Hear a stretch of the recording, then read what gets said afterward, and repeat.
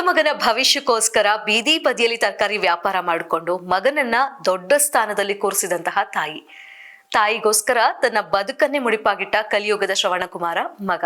ಹೌದು, ತಮ್ಮ ತಾಯಿ ಇಲ್ಲ ಅಂತ ಗೊತ್ತಾಗ್ತಿದ್ದಾಗೆ ಅವರ ನೆನಪು ಪ್ರೀತಿ ಸದಾ ಜೊತೆ ಇರಬೇಕು ಅನ್ನೋ ಕಾರಣಕ್ಕೋಸ್ಕರ ಸರಿಸುಮಾರು 15 ಲಕ್ಷ ರೂಪಾಯಿಯನ್ನ ಖರ್ಚು ಮಾಡಿ ತಾಯಿಯನ್ನೇ ಹೋಲುವಂತಹ ಪ್ರತಿಮೆಯನ್ನ ಮಾಡಿಸಿದಂತಹ ಮಗ ಪ್ರತಿದಿನ ಆ ಒಂದು ಪ್ರತಿಮೆಗೆ ಪೂಜೆಯನ್ನ ಮಾಡ್ತಾ ಬರ್ತಿದ್ದಾರೆ.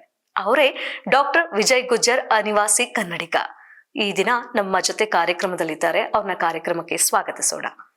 ನಮಸ್ತೆ ಸರ್, ಕಾರ್ಯಕ್ರಮಕ್ಕೆ ಪ್ರೀತಿಯ ಸ್ವಾಗತ. ನಮಸ್ಕಾರ ಸರ್. ನಿಮ್ಮ ಊರು, ನಿಮ್ಮ ವಿದ್ಯಾಭ್ಯಾಸ, ನಂತರ ನಿಮ್ಮ ಬದುಕಿನ ದಿನಗಳ ಬಗ್ಗೆ ತಿಳಿಸ್ಕೊಡಿ. ಮೊದಲನೇ ನಮಸ್ಕಾರ. ಇಲ್ಲಿ ಕರೆದು ನನ್ನಂತ ಏನು ಇಲ್ದಲೇ ಇರುವಂತ ಮನುಷ್ಯನ ಪರಿಚಯ ಮಾಡಿಸ್ತಾ ಇದ್ದೀರಾ. ಮೂಲತಃ ನಾನು ಭದ್ರಾವತಿಯಲ್ಲೇ ಹುಟ್ಟಿ ಬೆಳೆದಿದ್ದೆಲ್ಲ. ಒಂದು ಸಣ್ಣ ಫ್ಯಾಮಿಲಿಯಿಂದ ಬಂದಿತ್ತು. ನನ್ನ ತಾಯಿ ಮೊದಲಿಂದ ಅಂದ್ರೆ ನನ್ನ ತಂದೆ ತುಂಬಾ ಚಿಕ್ಕ ವಯಸ್ಸಲ್ಲೇ ಕಳ್ಕೊಂಡೆ. ಹಾಗಾಗಿ ನನ್ನ ತಾಯಿನೇ ತರಕಾರಿ ವ್ಯಾಪಾರ ಮಾಡಿ ನನ್ನನ್ನು ಬೆಳೆಸಿದ್ದು. ಹಾಗಾಗಿ ವಿದ್ಯಾಭ್ಯಾಸ ಎಲ್ಲ ಗೌರ್ಮೆಂಟ್ ಸ್ಕೂಲಲ್ಲೇ ಆಗೋಯ್ತು. 7ನೇ ಕ್ಲಾಸ್ ತನಕ ಮನೆ ಹತ್ರ ಇರೋ ಒಂದು ಬೂತನಗುಡಿ ಸ್ಕೂಲ್ ಅಂತ ಇತ್ತು, ಅಲ್ಲೇ ಓದ್ತಾ ಇದ್ದೆ.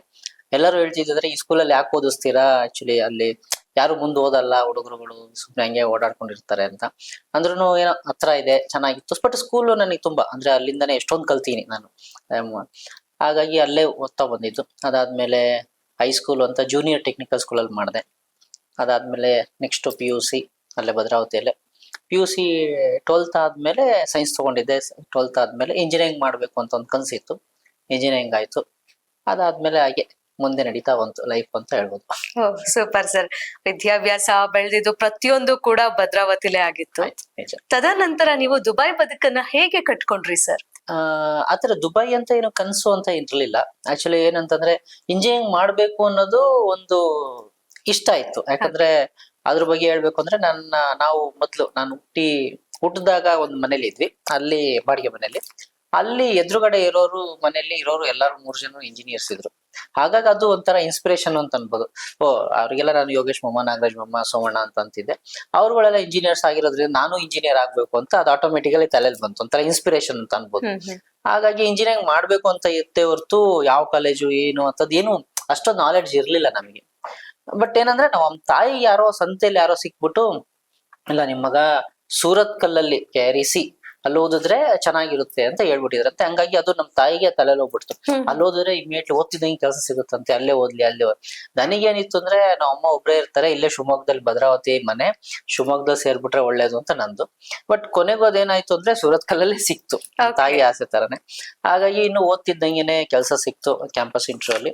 ಬಟ್ ಕ್ಯಾಂಪಸ್ ಇಂಟರ್ವ್ಯೂ ಅಲ್ಲಿ ಏನಾಯ್ತು ಅಂದ್ರೆ ನನಗೆ ಪೋಸ್ಟಿಂಗ್ ಆಗಿದ್ದು ಗುಜರಾತಲ್ಲಿ, ಬರೋಡಾದಲ್ಲಿ. ಗುಜರಾತಲ್ಲಿ ಒಂದು 4 ವರ್ಷ ಕೆಲಸ ಮಾಡಿದೆ. ಬಟ್ ಏನು ಅಂತಂದ್ರೆ ಮೊದ್ಲೇ ಡಿಸೈಡ್ ಮಾಡಿರೋ ತರ ನಾನ್ ಕೆಲ್ಸಕ್ ಸೇರಿದೊಂದ್ಸಲ ನಮ್ಮ ತಾಯಿಗೆ ಅವ್ರು ಮಾಡ್ತಿರೋಂತ ಕೆಲಸ ಬಿಟ್ಬಿಟ್ಟು ಜೊತೆಲಿ ಇಟ್ಕೊಬೇಕು ಅಂತ. ಹಾಗಾಗಿ ಗುಜರಾತಲ್ಲೇ ನನ್ನ ತಾಯಿನೂ ಭದ್ರಾವತಿ ಬಿಟ್ಬಿಟ್ಟು ನನ್ನ ಜೊತೆನೆ ಬಂದು ಇರಕ್ ಶುರು ಮಾಡಿದ್ರು. ಹಾಗಾಗಿ ಅಲ್ಲಿ ಚೆನ್ನಾಗೇ ಇತ್ತು, ಒಂಥರ ಚೆನ್ನಾಗಿದೆ. ಒಂಥರ ನಿಜ ಹೇಳ್ಬೇಕು ಅಂದ್ರೆ ಗುಜರಾತಿಗಳು ತುಂಬಾ ಒಳ್ಳೆ ಜನಗಳು. ತುಂಬಾ ನಾನು ಹಿಂಗ್ ಹೇಳ್ತೀನಿ ಅಂತಲ್ಲ, ನಮ್ ಕರ್ನಾಟಕಕ್ಕಿಂತ ತುಂಬಾ ಸ್ಮೂತ್ ಜನಗಳು. ನಮ್ಮಲ್ಲೇ ಒಂದ್ 2 ಸಲ ಅವ್ರ ಹತ್ರ ಮಾತಾಡಿದ್ರೆ ಇವ್ನ ಯಾಕೆ ಎಷ್ಟೊಂದ್ ಸಲ ಮಾತಾಡ್ತಾರೆ ಅನ್ಬೋದು. ಅವ್ರು ಹಂಗಿಲ್ಲ, ತುಂಬಾ ಚೆನ್ನಾಗಿ ನೋಡ್ಕೊಂತಿದ್ರು. ನಾನ್ ಸ್ವಂತ ಅಲ್ಲಿಯವನು ಅನ್ನೋ ತರ ತುಂಬಾ ಪ್ರೀತಿ ತೋರಿಸ್ತಾ ಇದ್ರು. ಹಂಗೆ ಚೆನ್ನಾಗೇ ಇದ್ದೆ. ಬಟ್ ಏನಂದ್ರೆ ಆಕ್ಸಿಡೆಂಟ್ಲಿ ನನ್ನ ಬಾಸ್ ವಿಷ್ಣು ತಿವಾರಿ ಅಂತ, ಅವರು ದುಬೈಯಲ್ಲಿ ಕೆಲಸ ಸಿಕ್ತು ಅಂತ ಹೋದ್ರು.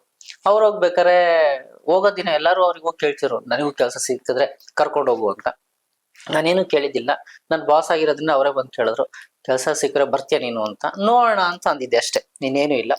ಆಕ್ಸಿಡೆಂಟ್ಲಿ ಅವರೇ ಒಂದಿನ ಹೋಗೋರು ಒಂದ್ ವರ್ಷ ಆದ್ಮೇಲೆ ಅನ್ಸುತ್ತೆ, ಒಂದಿನ ಫೋನ್ ಮಾಡಿದ್ರು, ನೀನ್ CV ಕಳ್ಸ್ ಬೇಗ ಅಂತಂದ್ರು. CV ಕಳಿಸ್ದೆ. ಒಂದಿನದಲ್ಲೇ ಎಲ್ಲ ಸೆಟ್ ಆಯ್ತು. ಹಂಗಾಗಿ ಆಕ್ಸಿಡೆಂಟ್ಲಿ ಹೋಗ್ಬೇಕಾಯ್ತು ದುಬೈಗೆ. ಬಟ್ ಏನೋ ನಮ್ ತಾಯಿ ಆಶೀರ್ವಾದ, ದೇವ್ರು ಇಚ್ಛೆ ಎಲ್ಲ ಏನಾಗುತ್ತೋ ಆತರ. ಹಂಗಾಗಿ ದುಬೈಗೆ ಹೋಗಿ ಸೆಟ್ಲ್ ಆಗಿದ್ದಾಯ್ತು. ಒಂದು 22ನೇ ವರ್ಷ ಇವಾಗ ದುಬೈ ಸೆಟ್ಲ್ ಆಗಿದ್ವಿ. ಮೊದಲನೇ ಸಾರಿ ದುಬೈಯಿಂದ ನಿಮ್ಗೆ ಕಾಲ್ ಬರುತ್ತೆ, ಹೋಗಿ ಇಂಟರ್ವ್ಯೂ ಅಟೆಂಡ್ ಮಾಡ್ತೀರಾ. ಯಾವ ಕೆಲ್ಸಕ್ಕೆ ನೀವು ನೇಮಕಗೊಂಡ್ರಿ ಸರ್ ಅಲ್ಲಿ? ಆಕ್ಚುಲಿ ನಾನು ಬೇಸಿಕಲಿ ನಾನು ಎಲೆಕ್ಟ್ರಿಕಲ್ ಇಂಜಿನಿಯರ್. ಹಂಗಾಗಿ ಸ್ವಿಚ್ ಕೇರ್ ಇಂಡಸ್ಟ್ರಿಯಲ್ಲೇ ಆಸ್ ಎ ಇಂಜಿನಿಯರ್ ಆಗಿ ಜಾಯಿನ್ ಆಗಿದ್ದು. ಅದೇ ತರ ಅಂದ್ರೆ ಇದು ಮಲ್ಟಿನ್ಯಾಷನಲ್ ಕಂಪ್ನಿ, ಅದು ಲೂಸಿ ಸ್ವಿಚ್ ಕೇರ್ ಅಂತ. ಅವ್ರದ್ದು UK ಅಲ್ಲಿ ಇತ್ತು, ಲಂಡನ್ ಅಲ್ಲಿ, ಮತ್ತೆ ಇಲ್ಲಿ ದುಬೈಯಲ್ಲಿ ಪ್ಲಾಂಟ್ ಓಪನ್ ಮಾಡಿದ್ರು. ಅಲ್ಲಿಗೆ ಅಂತ ನನಗೆ ತಗೊಂಡಿತ್ತು. ಅದೇ ತರ ಆಗಿದೆ. ಅದ್ರ ಬಗ್ಗೆ ಒಂದು ಹೇಳ್ಬೇಕು ಅಂತಂದ್ರೆ ನನ್ನ ಬಾಸ್ ವಿಷ್ಣು ತಿವಾರಿ ಅವರು ನನ್ನ ಮೇಲೆ ಇಟ್ಟಿದ್ ನಂಬಿಕೆ. ಯಾಕಂದ್ರೆ ಆ ಪೊಸಿಷನ್ ವೆಕೇಟ್ ಆಗಿದ್ದು ಹೆಂಗೆ ಅಂತಂದ್ರೆ, ಆ ಪೊಸಿಷನ್ ಕೆಲಸ ಮಾಡ್ತಿದ್ದವನು 14 ವರ್ಷ ಎಕ್ಸ್ಪೀರಿಯನ್ಸ್ ಇದ್ದವನು ಅಂದ್ರೆ ರಿಸೈನ್ ಮಾಡಿ ಹೋಗಿದ್ದ. ಓಕೆ. ನನಗೆ ಇದ್ದಿದ್ 4 ವರ್ಷ ಎಕ್ಸ್ಪೀರಿಯನ್ಸ್. ಅಂದ್ರೆ ನನ್ ನಂಬಿಕೆ ಇಟ್ಬಿಟ್ಟು ಅವ್ರು ಆ ಪೊಸಿಷನ್ ಕೊಟ್ರು. ಯಾಕಂದ್ರೆ ಎಷ್ಟೊಂದು ದೊಡ್ಡ ಡಿಪಾರ್ಟ್ಮೆಂಟ್ ಹ್ಯಾಂಡಲ್ ಮಾಡ್ಬೇಕಿತ್ತು. ಓಕೆ, ನಾನು ಇವ್ ಮಾಡ್ತಾನೆ ಅಂತ ಅಂದ್ಬಿಟ್ಟು ಅವ್ರ ಬಾಸಿಗೆ ಕನ್ವಿನ್ಸ್ ಮಾಡಿ ನನ್ನ ತಗೊಂಡ್ರು. ಅದೊಂಥರ ಚಾಲೆಂಜಿಂಗ್ ಇತ್ತು, ಚೆನ್ನಾಗಾಯ್ತು. ಅಷ್ಟ್ ಮಾತ್ರ ಹೇಳ್ಬಲ್ಲೆ. ಎಸ್ ಸರ್, ದುಬೈಯಲ್ಲಿ ಬದುಕನ್ನ ಕಂಡ್ಕೊಂಡ್ರಿ. ನಂತರ ನಿಮ್ಮ ವೈವಾಹಿಕ ಜೀವನಕ್ಕೆ ಬಂದ್ರೆ ಅರೇಂಜ್ ಮ್ಯಾರೇಜಾ, ಲವ್ ಮ್ಯಾರೇಜಾ, ಹೇಗಿತ್ತು ನಿಮ್ಮ ವೈವಾಹಿಕ ಜೀವನ? ಇದು ಲವ್ ಅನ್ನೋದ್ಕಿಂತ ಒಂದು ಏನಾಯ್ತು ಅಂದ್ರೆ, ನನ್ನ ವೈಫ್ ಶಾಂತಲಾ ಅಂತ, ಅವಳು ನಮ್ ಕಾಲೇಜಲ್ಲೇ ಓದಿದ್ದು, ಒಟ್ಟಿಗೆ ಓದ್ತಾ ಇದ್ವಿ. ಬಟ್ ಆತರ ಲವ್ ಏನು ಇರ್ಲಿಲ್ಲ ಆಕ್ಚುಲಿ. ಯಾವಾಗ್ಲೂ ನಾವ್ ಆತರ ಲವ್ ಮಾಡಿದ್ವಿ, ಏನೋ ಇಷ್ಟಪಟ್ವಿ, ಆತರ ಏನಿಲ್ಲ. ಬಟ್ ಕಾಲೇಜ್ ಬಿಡೋ ಟೈಮಲ್ಲಿ ಅವಳು ಜಸ್ಟ್ ಬಂದು ಅವಳೇ ಕೇಳಿದ್ಲು ಆಕ್ಚುಲಿ, ನೀನಂದ್ರೆ ಇಷ್ಟ, ಮದ್ವೆ ಆಗ್ಬೋದಾ ಅಂತ ಅಷ್ಟೇ. ಲಾಸ್ಟ್ ಒಂದು ವಾರ ಇತ್ತು ಕಾಲೇಜ್ ಬಿಟ್ಟು ಬರೋದು. ಅವಾಗ್ಲೇ ನಾನು ಹೇಳಿದ್ದು, ನಮ್ ತಾಯಿ ಒಪ್ಪಿದ್ರೆ ನೋಡೋಣ ಅಂತ. ಅದೇ ತರ ಟೈಮ್ ಬಂದ್ ನಮ್ ತಾಯಿ ಕೇಳ್ದೆ, ನಮ್ ತಾಯಿ ಒಪ್ಪಿದ್ರು, ಅವ್ರ ಮನೆಯಲ್ಲೂ ಕೊನೆಗೆ ಒಪ್ಪಿದ್ರು. ಹಂಗಾಗಿ ಅದೊಂಥರ ಅರೇಂಜ್ ಮ್ಯಾರೇಜ್ ತರನೇ ಆಯ್ತು. ಓಕೆ, ಲವ್ ಕಮ್ ಅರೇಂಜ್ ಎರಡು. ಬಟ್ ಲವ್ ಮೊದ್ಲು ಮಾಡ್ಲಿಲ್ಲ, ಮದ್ವೆ ಆದ್ಮೇಲೆ ಲವ್ ಮಾಡ್ಬೇಕಾಯ್ತು. ಸೂಪರ್ ಸೂಪರ್, ಖಂಡಿತ ಸರ್. ಯಾಕಂದ್ರೆ ಎಷ್ಟೋ ಕಡೆ ಲವ್ ಅನ್ನೋ ವಿಚಾರ ಬಂದಾಗ ತಂದೆ ತಾಯಿ ಲೆಕ್ಕಕ್ಕೆ ಇರೋದಿಲ್ಲ. ಅಂತ ಒಂದು ಪರಿಸ್ಥಿತಿಲೂ ಕೂಡ ನೀವು ಅದ್ ಹೇಳಿದ್ದೆ, ನಮ್ ತಾಯಿ ಒಪ್ಪಿದ್ರೆ ನೋಡೋಣ ಅಂತಂದಿದ್ದೆ. ನಮ್ ತಾಯಿ ಒಪ್ಪಿದ್ರು. ನಮ್ ತಾಯಿ ಏನು ಅನ್ಲಿಲ್ಲ, ಇಷ್ಟ ನೋಡೋಣ ಅಂತ. ಬಟ್ ಅವ್ರ ಮನೇಲೂ ಕೇಳಿದ್ವಿ. ಸ್ಟಾರ್ಟಿಂಗ್ ಅಲ್ಲಿ ಒಂದ್ ಸ್ವಲ್ಪ ಇರುತ್ತಲ್ಲ, ಯಾರು ಅಂತ ಗೊತ್ತಿಲ್ಲ, ಯಾಕೆ ಏನು ಅಂತ. ಬಟ್ ಅಂತದ್ ಏನು ಆಗ್ಲಿಲ್ಲ, ಚೆನ್ನಾಗಿ ಆಯ್ತು. ಇವನ್ ನಾವು ಯಾವ ಜಾತಿ ಏನು ಅಂತಾನು ಕೇಳಿದ್ದಿಲ್ಲ. ಬಟ್ ಅವ್ರ ಮನೆಗೆ ಹೋಗಿ ಮಾತಾಡಕ್ ಹೋದಾಗ ಗೊತ್ತಾಯ್ತು ಇಬ್ರದು ಒಂದೇ ಜಾತಿ ಅಂತ. ಅಲ್ಲಿ ತನಕ ನಮಗ್ ಗೊತ್ತಿರ್ಲಿಲ್ಲ. Super super, unexpected.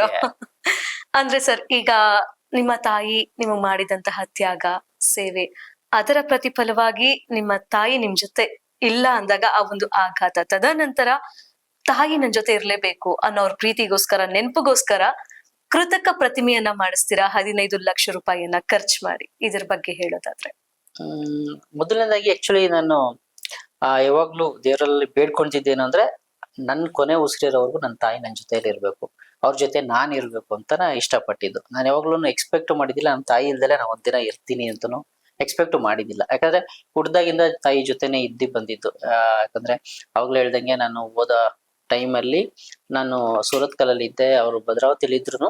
ಅಟ್ಲೀಸ್ಟ್ ಒಂದ್ ತಿಂಗಳಿಗೆ ಒಂದ್ಸಲ ಆದ್ರೂ ಅವರು, ನಾನ್ ಬರಕ್ ಆಗ್ಲಿಲ್ಲ ಅಂದ್ರೆ ಅವರೇ ಬಂದು ನೋಡ್ಕೊಂಡು ಹೋಗ್ತಿದ್ರು. ಅದೊಂದ್ 4 ವರ್ಷ ಹತ್ರ ಇಲ್ಲ ಅಂತ ಅನ್ಬೋದು. ಅದಾದ್ಮೇಲೆ ಯಾವಾಗ್ಲೂ ಜೊತೆಲೆ ಇದ್ದಿದ್ದು. ಇವಾಗ ನಾನ್ ದುಬೈಗೆ ಹೋದ್ರು ಜೊತೆಲೆ, ನಮ್ ಜೊತೆ ಇದ್ರು ಅನ್ನೋದಕ್ಕಿಂತ ಅವ್ರ ಜೊತೆ ನಾವಿದ್ವಿ. ಅದೇ ತರ ಇತ್ತು. ಬಟ್ ಅನ್ಎಕ್ಸ್ಪೆಕ್ಟೆಡ್ ಆಗಿ ಅಂದ್ರೆ ಅವ್ರ ಫಿಸಿಕಲಿ ಕಳ್ಕೊಂಡೆ ಅಂತ ಆಯ್ತು. ಆಕ್ಚುಲಿ ನಮ್ ಜೊತೆ ಇಲ್ಲ, ಅವರೆಲ್ಲೋ ಇರ್ತಾರೆ. ಇವ್ ನಾವ್ ಹೇಳ್ತೀವಲ್ಲ, ಆತ್ಮದ ರೂಪದಲ್ಲಿ ಇರ್ತಾರೆ, ದೇಹ ಮಾತ್ರ ಇಲ್ಲ, ಆತರ ಎಲ್ಲ ಅನ್ಕೊಂಡು ಸಮಾಧಾನ ಮಾಡ್ಕೊಂಡ್ರು ಸಹ. ಬಟ್ ಎಲ್ಲೋ ಒಂದು ಅವ್ರಿಗೆ ಮಿಸ್ ಮಾಡ್ತೀನಿ ಅನ್ಸ್ತಿತ್ತು. ಯಾಕಂದ್ರೆ ಮನೇಲಿ ಹೆಂಗೆ ಅಂದ್ರೆ, ನಾವು ದುಬೈಗೆ ಹೋದ್ಮೇಲೆ ಕನ್ನಡದವ್ರ ಅಕ್ಕಪಕ್ಕ ಯಾರು ಇಲ್ಲ ಅಂತಂದ್ರು ಅವ್ರ ಮನೇಲಿ ಯಾವಾಗ್ಲೂ ಹಾಲಲ್ಲಿ ಕುತ್ಕೊಂಡು ಟಿವಿ ನೋಡ್ತಾ ದಿನ ಕಳೀತಾ ಇದ್ರು. ನಮಗೆ ಯಾವಾಗ್ಲೂ ಹೆಂಗೆ ಅಂದ್ರೆ, ಅವ್ರು ಹಾಲಲ್ಲಿ ಕುತ್ಕೊಂಡಿಯಾರೆ, ನಾವು ಹೋಗ್ಬೇಕಾರೆ ಬರ್ಬೇಕಾರೆ ಕುತ್ಕೊಂಡಾಗ, ಮನೆಗೆ ಸಜ್ಜೆ ಹೋದ್ರು ಜೊತೆಲಿ ಹಿಂಗೆ ಅಕ್ಕಪಕ್ಕ ಕುತ್ಕೊಂಡು ಟಿವಿ ನೋಡೋದು, ಮಾತಾಡೋದು, ಆತರ. ಅದು ನನಗೆ ಮಿಸ್ ಮಾಡ್ಕೊಳಕ್ ಯಾವಾಗ್ಲೂ ಇಷ್ಟ ಇರ್ಲಿಲ್ಲ. ಹಾಗಾಗಿ ಸಡನ್ ಆಗಿ ಅವ್ರು ಹೋಗಿ ಒಂದು 2-3 ದಿನಕ್ಕೆನೆ ಎಲ್ಲೋ ಸಡನ್ ಆಗಿ ಜ್ಞಾಪಕ ಬಂತು, ಓ ಈ ತರದ್ ಮಾಡಿಸ್ಬೋದಲ್ಲ ಅಂತ ಅಂದ್ಬಿಟ್ಟು. ಇಮಿಡಿಯೇಟ್ಲಿ ನಮಗೆ ಗೊತ್ತಿರೋರು ಒಬ್ರಿಗೆ ಎಲ್ಲೋ ಒಂದು ನೋಡಿದ್ ಜ್ಞಾಪಕ ಐತೆ, ಅದು ಪೇಪರ್ ಅಲ್ಲಿ ನ್ಯೂಸ್ ಬಂದಿದ್ದು. ಇವಾಗೆಲ್ಲ ಈಸಿ ಅಲ್ಲ, ಗೂಗಲ್ ಸರ್ಚ್ ಮಾಡಿದ್ರೆ ಸಿಕ್ತು. ಅವ್ರಿಗೇನೆ ಅವರು ಪೇಪರ್ನವ್ರೆ, ಶ್ರೀ ರಘುರಾಮ್ ಅಂತ, ಅವ್ರಿಗೆ ಕಳಿಸ್ಬಿಟ್ಟು ಹೇಳ್ದೆ, ಸರ್ ಈ ತರದ್ದು ಎಲ್ಲಿ ಏನು ಅಂತ ಚೆಕ್ ಮಾಡಿ ಅಂತ. ಅವ್ರು ಇಮಿಡಿಯೇಟ್ಲಿ ಕಳಿಸೋರು. ಆಕ್ಚುಲಿ ವಿತಿನ್ 5 days ಅಲ್ಲಿ ನಾವು ಅವ್ರಿಗೆ ಕಾಂಟ್ಯಾಕ್ಟ್ ಮಾಡಿದ್ವಿ. ಇವರು ಶಿಲ್ಪಿ ಶ್ರೀಧರ್ ಅಂತ ಇದಾರೆ, ಅವ್ರಿಗೆ ಮಾತಾಡ್ಬಿಟ್ಟು ಅವ್ರ ಹತ್ರ ಮಾತಾಡಿ ರಿಕ್ವೆಸ್ಟ್ ಮಾಡ್ಕೊಂಡ್ವಿ, ಬೇಗ ಮಾಡ್ಕೊಡಿ ಸರ್ ಅಂತ. ಬಟ್ ಅವರು ಒಂದು 2 years ಆಗುತ್ತೆ ಅಂತಂದ್ರು. ಬಟ್ ವಿತಿನ್ 1 year ಅಲ್ಲಿ ನಮಗೋಸ್ಕರ ಮಾಡ್ಕೊಟ್ರು, ನಿಜ ಹೇಳ್ಬೇಕು. 1 year? ಯಾಕಂದ್ರೆ ಅವ್ರು ತುಂಬಾ ಬ್ಯುಸಿ ಅವರು, ಶ್ರೀಧರ್ ಅವರು. ಬಟ್ 2 years ಒಂದವರು ವಿತಿನ್ 1 year ಅಲ್ಲಿ ಮಾಡ್ಕೊಟ್ರು. ನನ್ನ ಹತ್ರ ಇದ್ದಿದ್ದು ಫೋಟೋ, ವಿಡಿಯೋಸ್ ಏನೇನಿತ್ತು ನಮ್ಮ ತಾಯಿದು ಎಲ್ಲ ಅವ್ರಿಗೆ ಕೊಟ್ಬಿಟ್ಟು, ತುಂಬಾ ಸಲ ಬಂದು ಕುತ್ಕೊಂಡು ಮಾತಾಡಿ ಎಲ್ಲ. ಅದೇ ಅಂದ್ರೆ ನಮ್ಗೆ ಹೆಂಗಿತ್ತು ಅಂದ್ರೆ, ನಮ್ ತಾಯಿ ಹೆಂಗಿದ್ರು ಅದೇ ತರ ಬೇಕು ಅಂತ ಇತ್ತು. ಹಾಗಾಗಿ ಚೆನ್ನಾಗಿ ಮಾಡ್ಕೊಟ್ರು. ಥ್ಯಾಂಕ್ಸ್ ಟು ಅವ್ರು ಶ್ರೀಧರ್ ಅವ್ರಿಗೆ. ಆಕ್ಚುಲಿ ಅದು ಅಷ್ಟು ನ್ಯಾಚುರಲ್, ನಮ್ ತಾಯಿ ಹೇಗಿದ್ರು ಅದೇ ತರ ಮಾಡ್ಕೊಟ್ರು. ಇನ್ನೊಂದು ಥ್ಯಾಂಕ್ಸ್ ನನ್ನ ವೈಫಿಗೆ ಹೇಳ್ಬೇಕು. ಯಾಕಂದ್ರೆ ಅವಳು ತುಂಬಾ ನನ್ ಜೊತೆ ಬಂದು ನಮ್ ತಾಯಿದು ಹಂಗಿದ್ರು ಹಿಂಗಿದ್ರು ಅಂತ, ಯಾಕಂದ್ರೆ ನನಗೆ ಅಷ್ಟೊಂದು ಗೊತ್ತಾಗಲ್ಲ. ಇವಾಗ ನಾವು ಒಬ್ಸರ್ವ್ ಮಾಡೋದು, ಅವಳು ತುಂಬಾ ಹೇಳಿ ಹೇಳಿ ಹೇಳಿ ಅಷ್ಟು ನಿಜವಾದ ನಮ್ ತಾಯಿನೇ. ಇವಾಗ್ಲೂ ಹೆಂಗಿದೆ ಅಂದ್ರೆ ನಮ್ಮ ಮನೆಯಲ್ಲಿ ಅವ್ರು ಎಲ್ಲಿ ಕೂರ್ತಿದ್ರು ಅದೇ ತರ ಸೋಫಾದ ಮೇಲೆ ಕುತ್ಕೊಂಡು ಹಾಲಲ್ಲಿ ಕುತ್ಕೊಂಡಿರ್ತಾರೆ. ನಮಗೆ ಯಾವಾಗ್ಲೂ ಅದು ಅನ್ಸಲ್ಲ ಇವಾಗ ನಮ್ ತಾಯಿ ಇಲ್ಲ ಅಂತ. ಇವಾಗ ಮನೆಯಿಂದ ಬೆಳಿಗ್ಗೆ ಒಂದ್ಸಲ ಬಂದು ನಮಸ್ಕಾರ ಮಾಡೋದು, ಹೊರಗೆ ಹೋಗ್ಬೇಕಾದ್ರೆ ಹೋಗಿ ಬರ್ತೀನಮ್ಮ ಅಂತ ಹೇಳೋದು, ಅದೇ ತರ ಕಂಟಿನ್ಯೂ ಆಗ್ತಿದೆ. ಹಂಗಾಗಿ ಫಿಸಿಕಲಿ ಅವ್ರು ಇಲ್ಲ ಅಂತ ಯಾವಾಗ್ಲೂ ಅನ್ನಿಸ್ತಿಲ್ಲ, ಇದಾರ ಮನೇಲಿ, ಬಟ್ ಜಸ್ಟ್ ಮಾತಾಡ್ತಿಲ್ಲ ಅಂತ ಅನ್ಕೊಂಡು ಇದೀವಿ. ಒಟ್ಟಾರೆಯಾಗಿ ಆ ಒಂದು ಪ್ರತಿಮೆನೆ ಮಾಡ್ಸಿದ್ರು ಕೂಡ ನಿಜವಾದ ತಾಯಿ ಅಂತ ಅದ್ರ ಜೊತೆ ಮಾತಾಡ್ತಾ ಇರ್ತೀರಾ ನೀವು? ಇಲ್ಲ ಅದಿದೆ. ಯಾಕಂದ್ರೆ ಇನ್ನೊಂದೇನು ಅಂತಂದ್ರೆ, ಒಂದು ನಾವ್ ಅನ್ಕೊಂಡಿರೋದು ಇವಾಗ ಏನೋ ಇಲ್ಲ ಅಂತಂದ್ಸಲ ಅವ್ರ ಬಟ್ಟೆನೆಲ್ಲೋ ಇಟ್ವಿ, ಯಾರಿಗೋ ಕೊಟ್ವಿ, ಅವ್ರ ಒಡವೆ ಯಾರೋ ಹಾಕೊಂಡ್ರು, ಆ ತರದೆಲ್ಲ ನನಗೆ ಇಷ್ಟ ಇರ್ಲಿಲ್ಲ. ಯಾಕೆ ನಂದೊಂಥರ ಅಟ್ಯಾಚ್ಮೆಂಟ್ ಜಾಸ್ತಿ. ಹಾಗಾಗಿ ಅವ್ರು ಉಟ್ಕೊಂತೀರ ಸೀರೆ ಆಗಿರ್ಬೋದು, ಅವ್ರ ಕನ್ನಡಕ ಆಗಿರ್ಬೋದು, ಅವ್ರ ಒಡವೆ ಅದನ್ನೆಲ್ಲ ಮೂರ್ತಿಗೆ ಹಾಕ್ಬಿಟ್ಟು ಅದೇ ತರ ನಾವು ಅವ್ರು ಹೆಂಗಿದ್ರು ಅದೇ ತರ ವಿಭೂತಿ ಹಚ್ಕೊಂಡು ಕುಂಕುಮ ಇಟ್ಕೊಂಡು ಅದೇ ತರ ಕುತ್ಕೊಂಡಿದ್ರೆ ನಾವು ಇದಾರೆ ನಾವು ಅಮ್ಮ ನಮ್ ಜೊತೆನೆ ಅನ್ನೋ ಭಾವನೆ ಇನ್ನೂ ಇದೆ. ಹಂಗಾಗಿ ಒಂದ್ 2 ವರ್ಷ ಆದ್ರೂ ನನಗೆ ಯಾವಾಗ್ಲೂ ಆತರ ಅನ್ಸಲ್ಲ ನಮ್ ತಾಯಿ ಇಲ್ಲ ಅಂತ. ಅದು ಒಂದೇ ಸ್ಟ್ರೆಂತ್ ಅನ್ಸುತ್ತೆ. ಆಕ್ಚುಲಿ ನಾನಲ್ಲ, ಅವ್ರ ಇಲ್ದಲೆ ಇರಕ್ ಆಗಲ್ಲ ಅಂತ ಅನ್ಕೊಂಡವನು ಇನ್ನು ಇದೀನಿ ಚೆನ್ನಾಗಿ ಅಂದ್ರೆ ಅದೊಂದೇ ಕಾರಣ ಅಂತ. ಅವ್ರೆಲ್ಲೂ ಹೋಗಿಲ್ಲ, ಇದಾರ ಜೊತೆಲೆ ಇದಾರೆ ಅಂತ. ವೀಕ್ಷಕರೇ, ಈಗೆಲ್ಲ ಏನಾಗಿದೆ ಅಂದ್ರೆ ತಂದೆ ತಾಯಿ ವಯಸ್ಸಾಗ್ತಿದಾಗೆ ಯಾರಪ್ಪ ಸಾಕ್ತಾರೆ, ಯಾರಪ್ಪ ನೋಡ್ತಾರೆ, ಏನಾದ್ರೂ ಅನಾರೋಗ್ಯಕ್ಕೊಳಗಾದ್ರೆ ಯಾರು ಖರ್ಚು ಮಾಡ್ತಾರೆ ಅನ್ನೋ ಮನಸ್ಥಿತಿ ಇರೋ ಜನದಲ್ಲಿ ಈ ರೀತಿ ಜನಗಳನ್ನ ನೋಡೋದು ತುಂಬಾನೇ ಕಡಿಮೆ. ನಾವು ನೋಡಿದ್ರಲ್ಲ, ತಾಯಿ ಇಲ್ಲ ಅನ್ನೋ ಕಾರಣಕ್ಕೋಸ್ಕರ ಅವ್ರ ಒಡವೆಗಳಾಗಿರ್ಬೋದು, ಬಟ್ಟೆಗಳಾಗಿರ್ಬೋದು, ಅಥವಾ ಒಂದು ಚಿಕ್ಕ ಸಣ್ಣ ವಸ್ತು ಆಗಿದ್ರು ಕೂಡ ಮತ್ತೊಬ್ರು ಕೊಡಕ್ಕೆ, ಅದು ಯಾಕಂದ್ರೆ ಅಟ್ಯಾಚ್ಮೆಂಟ್ ಇರುತ್ತಲ್ಲ, ಸಾಧ್ಯವಾಗದೆ ಒಂದು ಕೃತಕ ಪ್ರತಿಮೆಯನ್ನ ಮಾಡಿಸಿ ತಮ್ಮ ಮನೆಯಲ್ಲೇ ಇಟ್ಟು ಅದಕ್ಕೆ ಸಿಂಗಾರ ಮಾಡಿ ನನ್ನ ತಾಯಿ ಬದುಕಿದ್ದಾರೆ ಅಂತ ನೋಡ್ತಾ ಇರೋ ಕಲಿಯುಗದ ಶ್ರವಣಕುಮಾರ ಅಂತಲೇ ಹೇಳ್ಬೋದು. ಅವರು ಅಂದ್ರೆ ನಾವ್ ಹೇಳ್ತೀವಿ ಹೀಗಿದೆ ಹಾಗಿದೆ, ಹಾಗ್ ಮಾಡಿದ್ದಾರೆ ಹೀಗ್ ಮಾಡಿದ್ದಾರೆ ಅಂತ. ನಾವ್ ಹೇಳೋದಕ್ಕಿಂತ ಈ ಒಂದು ವಿಡಿಯೋವನ್ನ ನೋಡ್ಕೊಂಡ್ ಬನ್ನಿ.